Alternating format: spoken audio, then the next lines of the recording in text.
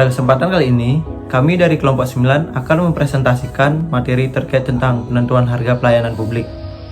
Di video ini akan ada 11 pembahasan, yaitu yang pertama latar belakang, yang kedua pelayanan publik yang dapat dijual, yang ketiga pembebanan tarif pelayanan publik kepada konsumen dapat dibenarkan karena beberapa alasan. Terus yang keempat ada argumen terhadap pembebanan tarif pelayanan. Yang kelima ada prinsip dan praktik pembebanan. Yang keenam ada kegunaan pembebanan dalam praktik. Yang ketujuh ada penetapan harga pelayanan. Yang kedelapan ada permasalahan marginal cost printing. Yang kesembilan ada kompleksitas strategi harga. Yang 10 ada taksiran biaya. Dan yang terakhir yang 11 ada kesimpulan. Nah, baik. Untuk pembahasan yang pertama yaitu mengenai tentang latar belakang. Baik, di sini saya akan menjelaskan yang pertama adalah latar belakang. Istilah pelayanan publik atau public service di Indonesia seringkali disamakan dengan pelayanan umum atau pelayanan masyarakat.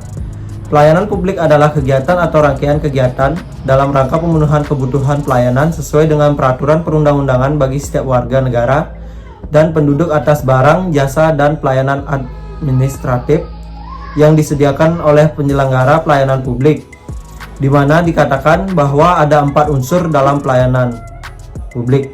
Yang pertama, penyediaan pelayanan. Yang kedua, penerima pelayanan. Yang ketiga, jenis layanan. Yang keempat, kepuasan pelanggan.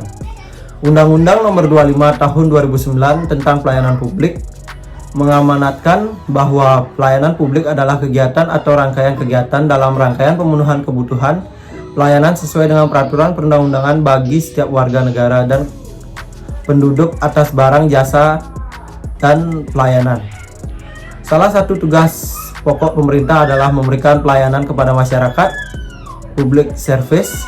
Pemberian pelayanan publik pada dasarnya dapat dibiayai melalui 2 sumber, yaitu yang pertama ada pajak, yang kedua ada pembebanan langsung kepada masyarakat sebagai konsumen jasa publik atau charging for service. Permasalahan yang muncul kemudian adalah apakah sesuai pelayanan publik lebih baik dibiayai melalui pajak atau dengan pembebanan langsung kepada konsumen. Selanjutnya ada pelayanan publik yang dapat dijual.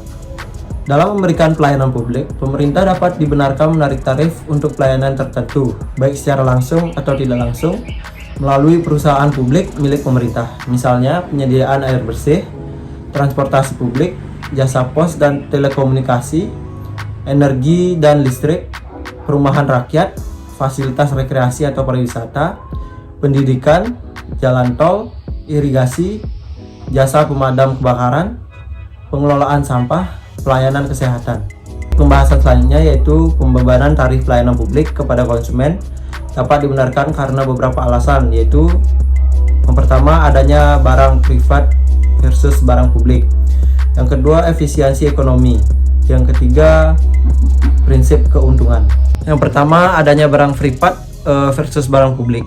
Terdapat 3 jenis barang yang menjadi kebutuhan masyarakat, yaitu yang pertama barang privat, yang kedua barang publik, yang ketiga campuran antara barang privat dan publik. Barang privat adalah barang-barang kebutuhan masyarakat yang manfaat barang atau jasa tersebut hanya dinikmati secara individual. Sedangkan yang tidak mengonsumsi tidak dapat menikmati barang atau jasa tersebut. Contoh barang privat adalah makanan, listrik, telepon, dan lain sebagainya. Barang publik adalah barang-barang kebutuhan masyarakat yang manfaat barang dan jasa tersebut dinikmati oleh seluruh masyarakat secara bersamaan. Contoh barang publik adalah pertahanan nasional, pengendalian penyakit, jasa polisi, dan lain sebagainya. Selanjutnya ada efisiensi ekonomi.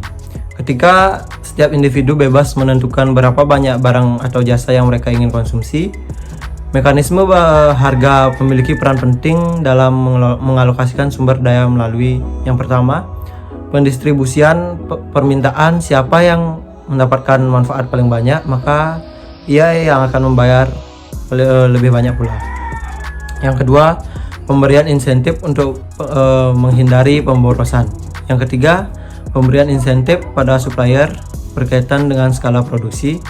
Yang keempat, penyediaan sumber daya pada supplier untuk mempertahankan dan meningkatkan persediaan jasa atau supply of service. Yang ketiga ada prinsip keuntungan. Ketika pelayanan tidak dinikmati oleh semua orang, pembebanan langsung kepada mereka yang menerima jasa tersebut dianggap wajar. Bila didasarkan prinsip bahwa yang tidak menikmati manfaat tidak perlu membayar. Jadi pembebanan hanya dikenakan kepada masyarakat, mereka diuntungkan dengan pelayanan tersebut.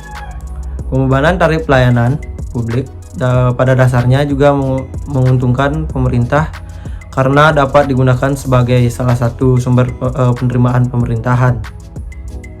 Hanya saja pemerintah tidak boleh memaksimalkan keuntungan. Bahkan lebih baik menetapkan harga di awal ada full cost, memberikan subsidi atau memberikan secara gratis. Argumen terhadap tarif pembebanan pelayanan. Dasarnya pembebanan tarif pelayanan dalam praktik pembebanan langsung biasanya ditentukan karena alasan-alasan sebagai berikut. A. Suatu jasa baik merupakan barang publik maupun barang privat mungkin tidak dapat diberikan kepada setiap orang, sehingga tidak adil bila biasanya dibebankan kepada semua masyarakat melalui pajak, sementara mereka tidak menikmati jasa tersebut. Suatu pelayanan mungkin membutuhkan sumber daya yang mahal atau langka, sehingga konsumsi publik harus hemat, misalnya pembebanan tahap penggunaan air dan obat-obatan medis. C. Terhadap variasi dalam konsumsi individual yang lebih berhubungan dengan pilihan daripada kebutuhan, misalnya penggunaan fasilitas rekreasi. D. Suatu jasa mungkin digunakan untuk operasi komersial yang menguntungkan dan untuk memenuhi kebutuhan domestik secara individual maupun industrial, misalnya air, listrik, jasa pos dan telepon. E. Pembebanan dapat digunakan untuk mengetahui arah dan skala permintaan publik atas suatu jasa apabila jenis dan standar pelayanan tidak dapat ditentukan secara tegas. Terlepas dari kasus yang merupakan barang publik murni, terhadap argumen yang menentang pembebanan tarif pelayanan, yaitu yang pertama, terhadap konsultan administrasi dan dalam menghitung biaya pelayanan, dan yang kedua, yang miskin dan tidak mampu untuk membayar. Penjelasan dari pelayanan tersebut. Yang pertama, terdapat kesulitan administrasi dalam menghitung biaya pelayanan. Penetapan tarif pelayanan masyarakat, adanya sistem pencatatan dan pengukuran yang andal, seperti tarif jalan tol dan meteran untuk air. Hal tersebut dapat meningkatkan biaya pembebanan pelayanan. Yang kedua, yang miskin tidak mampu untuk membayar. Kesenjangan ekonomi dan pendapatan yang lebar menyebabkan orang miskin tidak mampu membayar pelayanan dasar yang mestinya mereka dapat, seperti pendidikan, kesehatan, air bersih, transportasi umum, dan bahkan makanan sehat. Prinsip dan praktik pembebanan. Sebagai barang dan jasa disetiapkan pemerintah, lebih sesuai dibiayai dengan pembebanan tarif. Semakin dekat suatu pelayanan terkait dengan barang privat, semakin sesuai barang tersebut dikenai tarif. Namun batasnya identifikasi barang privat dan publik kadang sulit dan harus dilakukan dengan dasar perpelayanan. Kegagalan dalam menetapkan biaya pada situasi tertentu penyebab distoris harga dan alokasi sumber daya yang keliru, sehingga mengurangi pilihan bagi konsumen. D. Kegunaan pembebanan dalam praktik. Praktik pembebanan pelayanan publik berbeda-beda untuk setiap negara, antara jasa yang disediakan langsung oleh pemerintah dan yang disediakan oleh perusahaan milik negara, serta antara pemilik pusat dan daerah, merupakan salah satu sumber pemerintah bagi pemerintah daerah tertentu. Pemerintah memperoleh penerimaan dari dari beberapa sumber daya antara lain dapat dibagi empat, yaitu yang pertama perpajakan, yang kedua pembebanan langsung kepada masyarakat, yang ketiga laba BUMN atau BUMD, yang keempat penjualan aset milik pemerintah. Baik, selanjutnya penetapan harga pelayanan. Aturan yang biasa dipakai adalah bahwa beban charge dihitung sebesar total biaya untuk menyediakan pelayanan tersebut. Akan tetapi, untuk menghitung biaya total tersebut terdapat beberapa kesulitan karena pertama, kita tidak tahu secara tepat berapa biaya total full cost untuk menyediakan atau suatu pelayanan. Yang kedua, sangat sulit mengukur jumlah yang harus dikonsumsi. Yang ketiga, pembebanan tidak memperhitungkan kemampuan masyarakat untuk membayar. Yang keempat, biaya apa saja yang harus diperhitungkan. Ahli ekonomi umumnya menganjurkan untuk menggunakan marginal cost pricing, yaitu tarif dipungut seharusnya sama dengan biaya untuk melayani konsumen tambahan. Masyarakat akan memperoleh peningkatan output dari barang dan jasa sampai titik di mana marginal cost sama dengan harga. Penetapan harga pelayanan publik dengan menggunakan marginal cost pricing setidaknya harus memperhitungkan: 1. Biaya operasi variabel, kedua biaya overhead semi variabel, yang ketiga biaya penggantian atas aset modal, yang keempat biaya penambahan aset modal. Akan tetapi, marginal cost pricing tidak memperhitungkan pure historic cost atau pure overhead cost, yang tidak memperhitungkan historic capital cost atau pure overhead cost. Sebaliknya, marginal cost untuk menyediakan rumah tidak sama dengan nol karena sejak ditempati kapasitas ruang sudah digunakan, sehingga marginal cost-nya sama dengan biaya untuk menyediakan rumah pengganti biaya pemeliharaan. Selanjutnya ada permasalahan marginal cost pricing.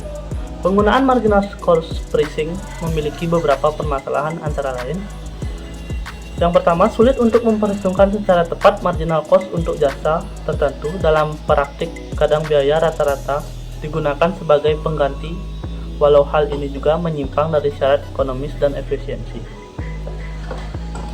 Yang kedua, apakah harga seharusnya didasarkan pada biaya marginal jangka pendek dan biaya marginal jangka panjang?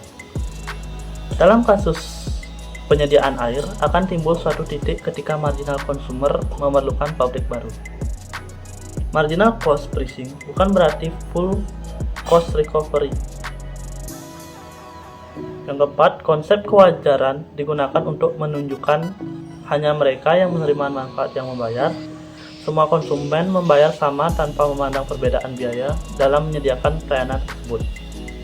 Yang kelima, eksternalitas konsumen seperti manfaat kesehatan umum dari air bersih untuk minum dan mandi dapat secara signifikan merubah efisiensi harga yang ditentukan oleh marginal cost.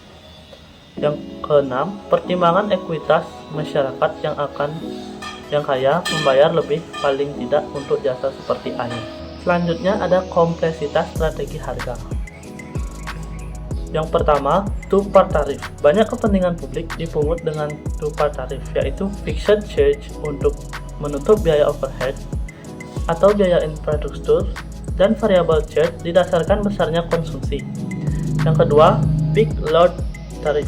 Pelayanan publik dipungut berdasarkan tarif tertinggi. Yang ketiga, diskriminasi harga adalah salah satu cara untuk mengakomodasi pertimbangan keadilan melalui kebijakan penetapan harga.